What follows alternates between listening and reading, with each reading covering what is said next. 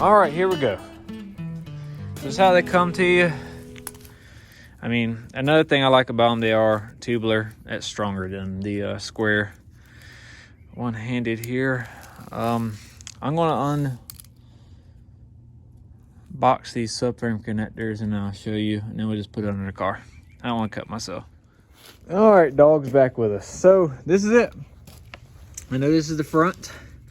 This is probably 1.5 inches in diameter. I mean, it's huge.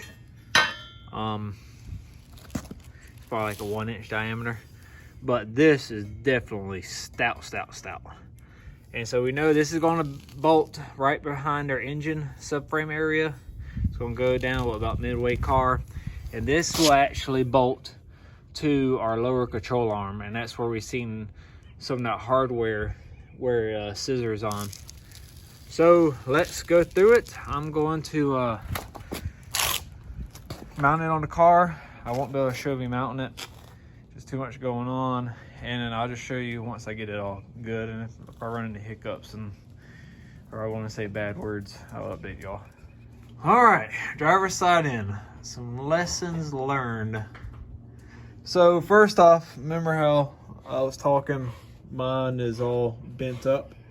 So that side was worse.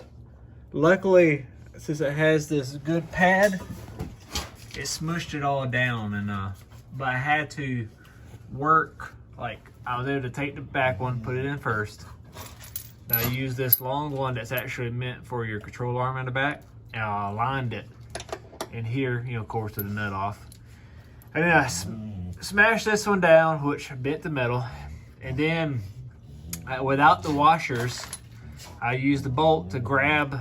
Let's see if I have my dogs. I told you when I'm recording, they just wanna like fight, and yeah. Anyways, so all it does is thread into this. I slipped it in through this back piece here, aligned it with like a little screwdriver. So then without the nuts and washers, I was able to use this bolt to grab some threads, and I ran it down. Once I got it down, then I was able to have enough threads to use my lock washer, my washer, to grab that. So here's my mistake. First, I put my bolts in here that it held this sub control arm. Goodness gracious, subframe connector in place. And I just kind of ran my back bolt there, that trailing arm. Well, here's my mistake.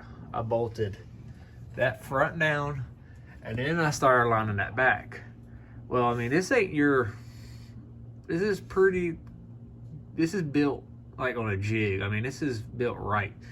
So I was off about like a 1/16 of an inch on getting the bolt to come all the way through. I had a jack under the rear end. I had the jack on the control arm.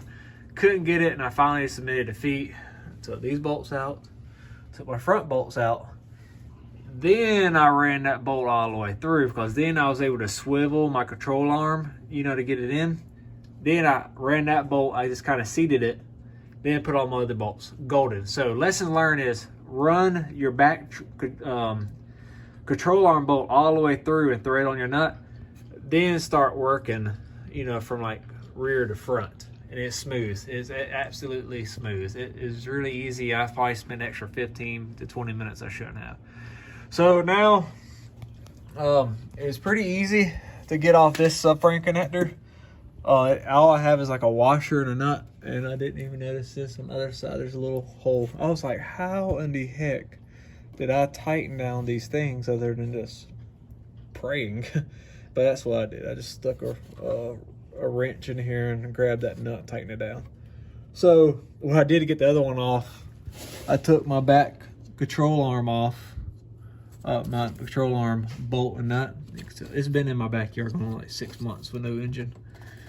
I took this out, and then I used the control arm as like a pry to like wedge, you know, like pry it in a way to where it would catch metal with an impact that spins fast enough to knock it off. So anyways, I'm gonna do this one.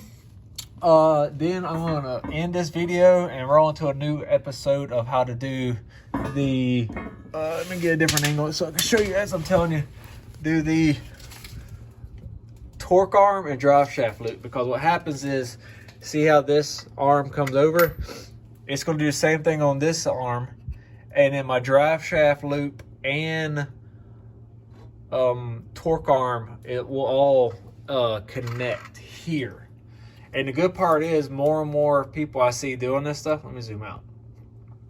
Oh, sorry about that. This phone automatically does like 1x zoom. So this is half.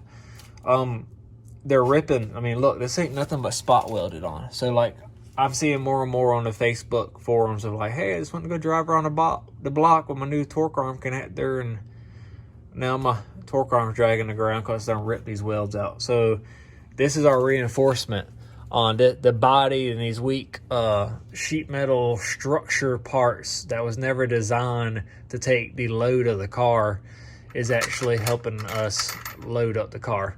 So very happy that you got another one that's like an X brakes design where it actually goes like across and across. It was like an extra $300.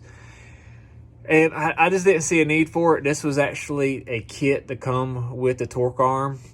So I just rolled with it, and here we are. So I'm gonna put this side in. I'll show you the finished product. And just to give you a heads up, like that lower control arm, my terminology is horrible here lately, isn't torqued. I'm slowing down. Okay. It isn't torqued. So what we're going to do is we're going to use this jack and actually load the suspension up to how it would be driving, very close to it. And then I'm going to run it down. These aren't, it probably wouldn't even matter because these are, they're not polyurethane. They're that, they call them, it's like that hard white plastic. It's actually like a, oh man, it's like a rotor joint. I think that's what they call them. So I don't even think it would matter. I could probably go and torque it down now, but I won't take the chance. It's too easy just to jack up the rear end and then torque it. All right, to the next one, and let me go ahead, put this in. I'll show you the finished product, and then we'll start a new episode. All right, it is done.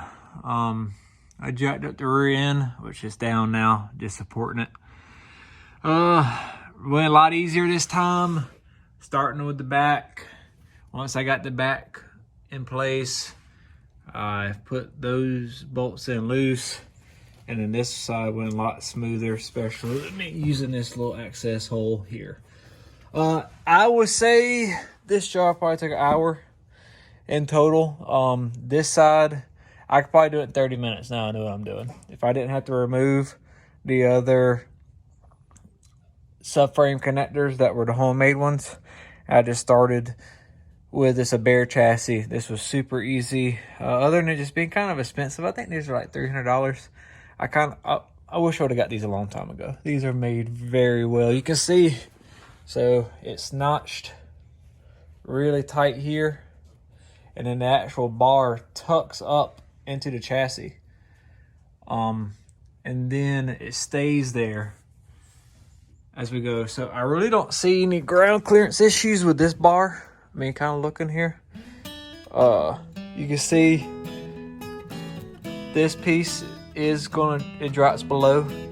I already had scrubbing issues already, and pretty sure this drive shaft loop I'm going to put on is going to be like the lowest point on the car.